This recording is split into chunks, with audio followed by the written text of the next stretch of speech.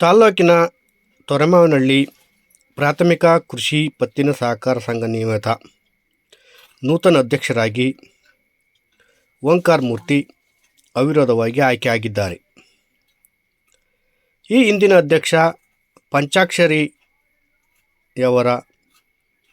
ನಿರ್ದೇಶಕ ಸ್ಥಾನ ವಜಾಗೊಂಡ ಹಿನ್ನೆಲೆಯಲ್ಲಿ ಇಂದು ಅಧ್ಯಕ್ಷ ಸ್ಥಾನಕ್ಕೆ ಚುನಾವಣೆ ನಡೆಯಿತು.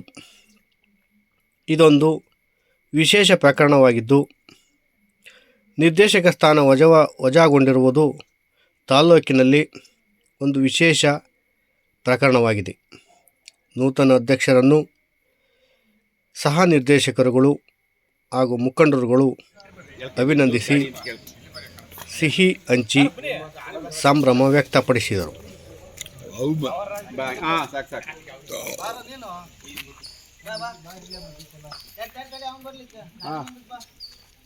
ಅವರೆಲ್ಲಿದ್ರು ಕಾಣ್ತಾರೆ ಬಿಡ್ರಿ.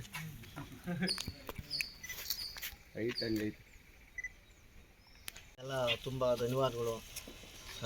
ಸೊಸೈಟಿ ಭಾಳ ಇದಾಗಿತ್ತು ಅಂದ್ರೆ ಏನು ಸಮಸ್ಯೆ ಇಲ್ಲ, ಲಾಭದಲ್ಲೇ ಇದೆ. ಸ್ವಲ್ಪ ವಸೂಲಾತಿಗಳು ಮಾಡಿ ನಾವು ಠೇವಣಿ ಇಟ್ಟಿರೋರಿಗೆಲ್ಲ ಹಣ ವಾಪಸ್ ಕೊಡಿಸೋಕೆ ಪ್ರಯತ್ನ ಮಾಡ್ತೀವಿ. ಆದಷ್ಟು ಸತ್ಯಕ್ಕೆ ಹತ್ರವಾಗಿ